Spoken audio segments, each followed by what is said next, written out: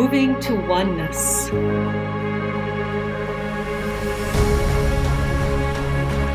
Nourishing curiosity. Embracing differences. Becoming one.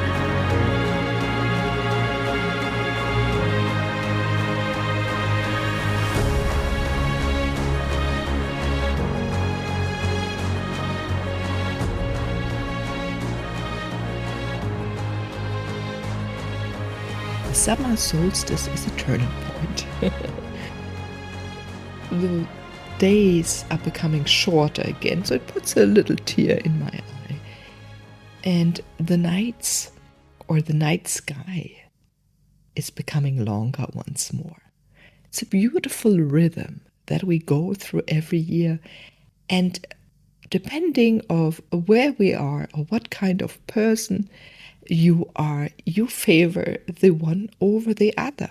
Or even in different situations, you favor the one over the other, even though both are so magical and beautiful. So hello everyone, I'm Meilin Ehlke, your host of the Moving to Oneness podcast. Yeah, after the solstice here in Germany, the days really became hot and warm. It reminds me of the days when I lived in Georgia, those hot summers.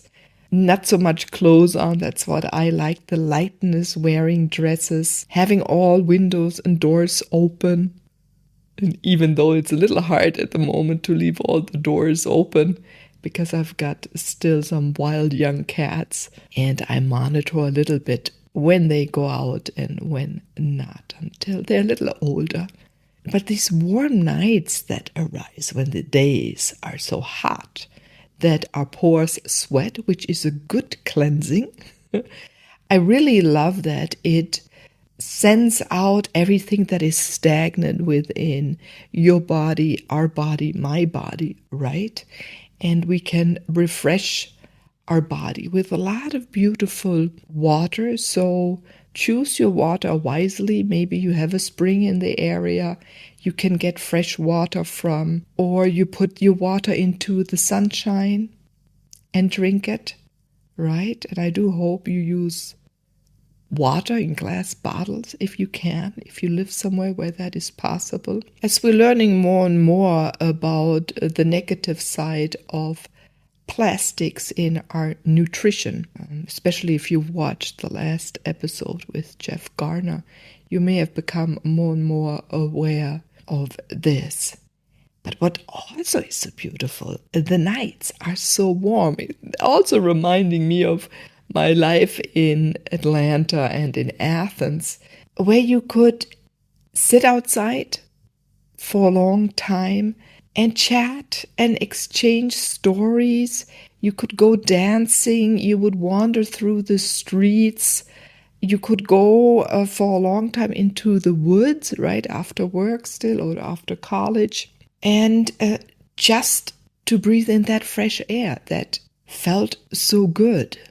Yeah, okay, the air conditioning was not such a good thing. It was mostly too cold because the men had to wear those jackets often. And but here in Germany we have warm nights seldom. So I really enjoy that. And to look into the night sky and see the stars or the change of the moon or the sunset, to go on a hill. I have a hill close by where I can go on to and just sit there for hours and watch the sunset. And recently I was in the Netherlands, and it is even more west than where I live now, and it's the same time zone. And the sun goes down 1 hour later. That's such a gift. If it's 11 o'clock and finally dusk arises. Yeah. For me, I'm also a night person. I don't know, how are you?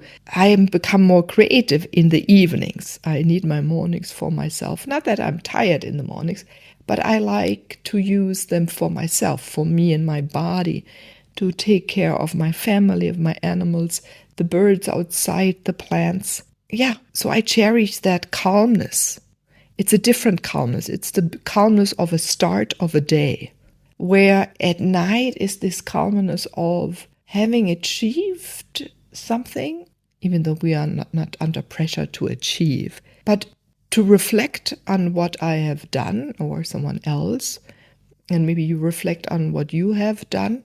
But also then, for me, I can think broader and farther out into the cosmos more, a more long distance, a more deep into the earth. Or maybe I do that, thinking about it, talking about it, I do that more in the morning. So you see, I'm more an earthly girl in the morning and a cosmic girl in the evening, and then back and forth throughout the day. And the day often belongs to others, if I work to support them, right? Or be there for others. And so what is it for you? You may have a different rhythm. There are people that are in hospitals, right? Some of you, or you have night shifts in the restaurant business or entertainment, right? There's more going on at night.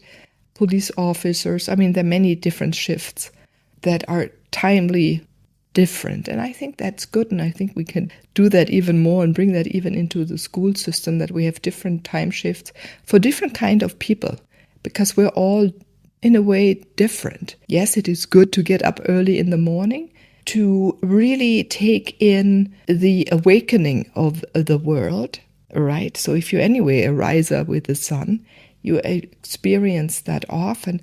But I invite those who are not a little bit like me, sometimes maybe put your alarm up and go outside and experience how the noise or the voices or the one sound of the world becomes more volume, becomes louder, right? I had my last guest, Puccini, you know about him, who has passed. But for a while, he would wake me every morning. It must have been very important for me. For almost a year, just shortly before the sun rose, and I opened the door and let him outside and hung out with him on my terrace in the garden and observed the sun rise and listen to the birds, how it was quiet, the insects, how their voices came more present as they were waking up. And they have a certain kind of song. It's like a welcoming good morning song. I love that. It was really a beautiful experience. I do thank you, Puccini, for having me brought through that almost for 1 year, maybe a little bit more than a year, I should say. I went right back to bed. He stayed outside, especially in summer. I could leave the door open and he could enjoy these mornings. Sometimes I would sleep outside as well and lay down again and get up when it was my rhythm to get up. But those mornings also, when it's so vibrant and the sound is vibrant, it's a good time to write something. So if you're a writer, or sketch something, if you want to paint, or just to contemplate, or do some exercise or breathing exercise. I was more an observer and taking it all in, feeling the oneness with nature. I should go, maybe now that it's so warm the next weeks, and sleep in the woods and experience that fully there, and to wake up then when the sounds arise. Because when then the sun comes over the horizon, it stops. It's like the voice pegel, I don't know, it becomes less loud. It's like you turn down the volume. Pump up the volume. That's a good song. It comes from the 80s. Or disco time, right, when I was young. But what do we experience that? How often have you experienced that? It's really invigorating.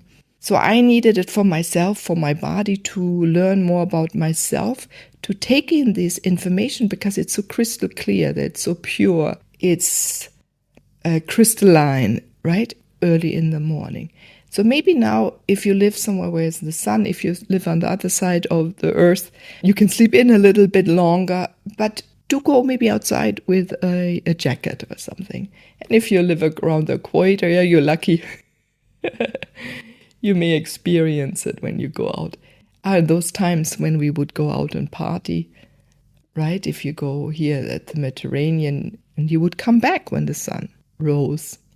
But here in Germany, I do experience, because of the richness of birds that live in my area here in the Franconian, Switzerland, northern Bavaria. It's a little hilly.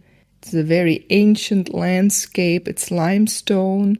So it is the ocean floor that has risen, or the ocean went down. And so it exposed the corals. It gives a really fascinating atmosphere and liveliness to the landscape, and a color that I love. I love those beige colors, and the landscape here, because of the limestone, is so beige, and you see it in the architecture. And they cut the bricks really big, maybe almost a foot wide and maybe a foot and a half long, and they have used that now for over 1,000 years, not thousands of years, in the architecture.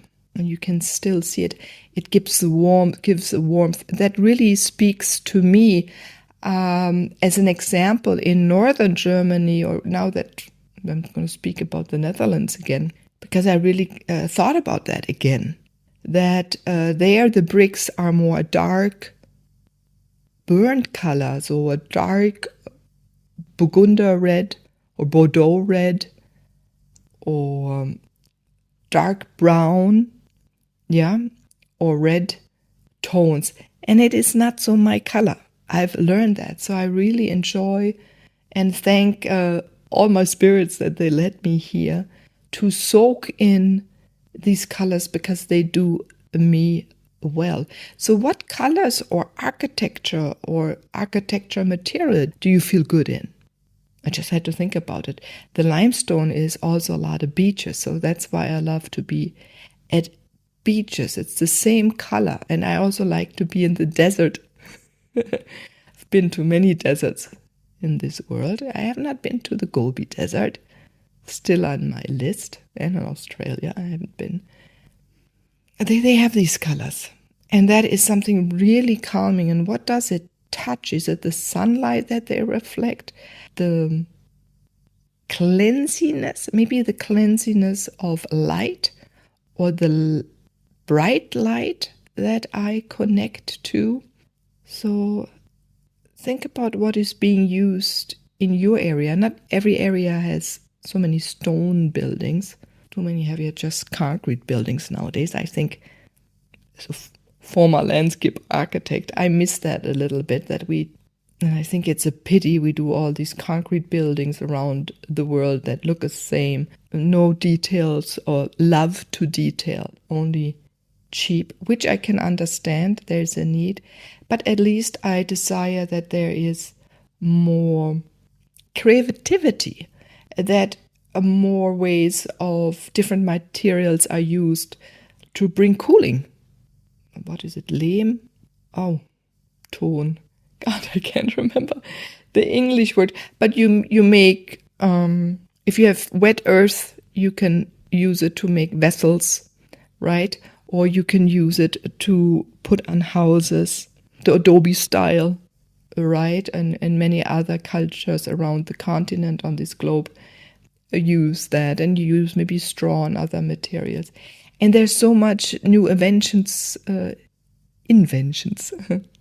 coming, and we're not seeing them fast enough. So if you are listening and you're somewhere where you are an architect or an engineer or a craftsman that looks for ways to build in a new way, less edgy, maybe more round, that the air can flow.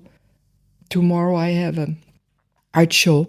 I'm exhibiting artwork, mostly white painting, with earth tones in them, right? But white out of earth, and flower pigments, you know me, and some gold, and a whoosh. This time with the international women, we come together, but it's in a building rather new, maybe 20 years. And by then everyone knew how to use ways to construct ways that the air can flow and does not get stagnant in a building. So I'm going to set that intention out into the world, that more young people or older people that have that experience are able to teach others, that their way of building is implemented, and that will bring change. So ecological materials as well, because that becomes medicine for us. So maybe you can influence and also put your intention on there so these things happen. And we have to question our status quo. And there I want to go back to the painting I did. I tried new style because once upon a time I did a lot with a palette knife. I painted with papers and oils, a little acrylic. I don't use acrylics anymore.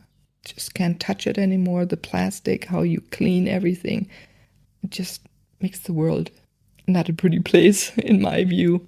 But I wanted to use these natural pigments. I used egg tempera. I played with that around. So I experienced new ways there as well. And it's not so easy. Sometimes I couldn't paint. I had sat upstairs and thinking, oh, you have to go downstairs and paint. Until then, there came inspiration from within.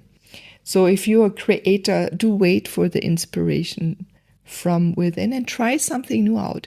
Nudge yourself to try new ways. Also, if you are a painter, use more earthly materials. And I saw recently in an art store that more and more companies are bringing colors out. They call it even vegan, right? That don't use so much poisonous or synthetic pigments. And if they do, at least they write it down more precisely. There is an education going on. And I never told the story about that. I went into school from one of the painters that paints with me. Our daughter teaches elementary school. And I was invited then to join and help with children during workshop week to make their own pigments. We use paprika, we use cherry, we use blueberry, carrots, what else? Spinach, to make pigments and paint with them. And it was really interesting to observe the children, because the children noticed that it didn't cover up so much. It was these thin layers, and the white of the paper would shine through. The first moment it was something new for them. And they acknowledged it, they noticed it, right? In German it's called Deckfarben, because the watercolor they use in school, they cover each other. It's white heavy, right? And so you cover each other, the colors. And here with these thinner, more watery pigments, you had to layer over, or it was more fine, little like elf and fairy paintings. And after a while, they loved it. And even there, I thought I have to give a shout out to the teacher. She didn't tell them how to paint. She let them explore. She showed many different ideas. And from there, the children could be creative. So some used a toothbrush. Some used their fingers and hand to paint. Others, you cut out pieces of cardboard and used it as a schablone, and rubbed color around it. That was really, really fun. So it's also invigorating when you try new things and then you explore new ways and let yourself be surprised. They were all laughing. They were excited. They went back with a new skip in their step, right? And they could tell stories to bed. I couldn't be there in the afternoon when they hung everything up and showed their parents that would come and walk through the school. It was the last day of workshop week. Yeah, it is this unfinished, what I want to get to. So it looks like a little bit unfinished because they're so used to the colors that cover everything up. And we're here in a time now where things are uncovered and we do not need to cover ourselves up the way that we are. And getting back to my paintings, they're not totally done because I was exploring so many different avenues, and because I couldn't paint in the rhythm I thought I was able to paint, I didn't finish. But the nice thing, a painting is never done or already done when you put the first stroke on the paper, right? If the first intention, the healing is on the paper and it vibrates already out. So that attention is there. So let's see how people react. I think the other last time I had a simple, little bit more abstract, spiritual, also out of plant pigments, and a lushness. It was about a lightness, to bring that into the world. And it made a man cry. And I thought that was so touching. So every piece you create touches a person. So if you're an artist, please paint, paint, paint. If you've never tried and wanted to, now is the time. Because also through the painting that you do, you pull things out of you. So that's where the moments where I couldn't paint, I had to digest what was coming up. I had to contemplate. I went and researched new avenues to explore and implement them, or try out different materials and learn new techniques nowadays with the internet or Instagram, the social media. It's so easy. We're never alone, and we can keep on going, invigorating. Yeah, and 2 years ago, I also had one painting that was done and the other one wasn't. I didn't have all the layers. I had thin layers. I had white background, and it was a cheetah kissing, or in a way, licking a woman's face. She was down with the cheetah on the ground. And it really had just the first layer. So you really had to look at the painting to see what was happening. And even that made someone cry. So it touches the fine parts, if that is a way to say. So explore maybe to explore the finesse. That is maybe a good way. In cooking, you can explore it. You can painting. You can even use it in writing, in creating songs, even in dance, in the way you walk, in the way you talk to someone. Explore new possibilities, new ways of being that really speak to yourself. And I think this finesse, or lowering the voice, or taking the voice high to celebrate and then going lower again through the day until it's night, right? And then others take over the sounds and the songs of the evening. And the stars take over the brightness, the white in the sky. And the moon, maybe if you can see him, or the moon makes the clouds white. And in the day, it's the white clouds that may go past you, above you.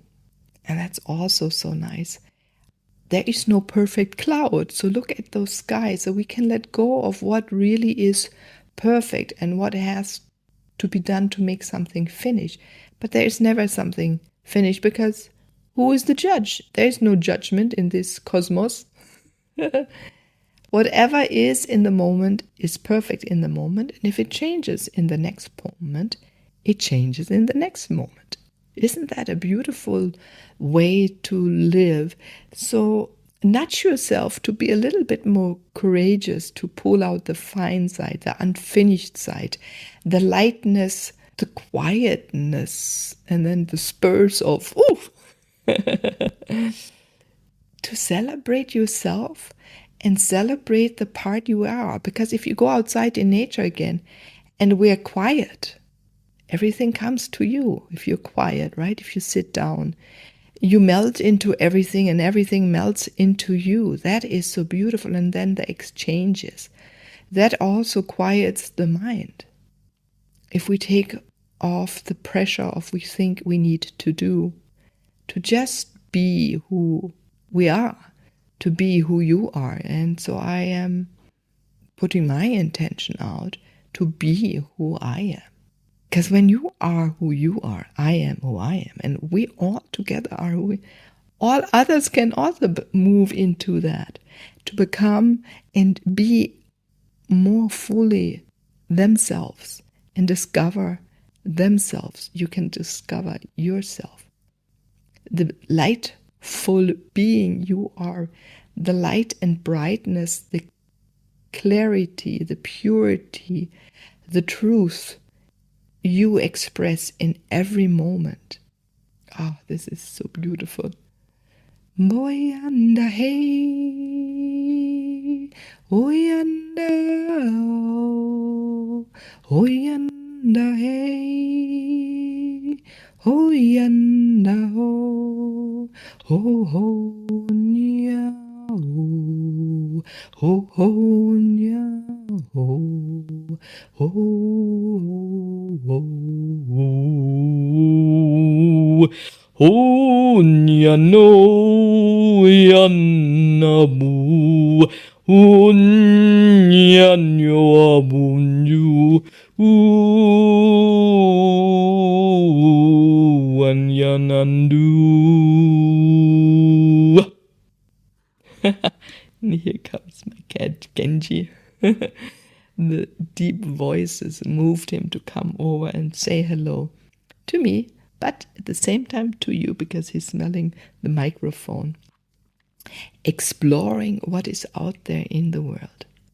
So for you too, bring to life what you desire in your way, and let everything that you are shine, and the world we're in will shine brighter. I wish you the best. I'm Meilin, and I send you a lot of love, light, and playfulness, especially the Genji sends me, and also the sensitivity to be there for each other and just hug and smile at each other. Goodbye. Enjoy your days and your beautiful nights. Bye-bye.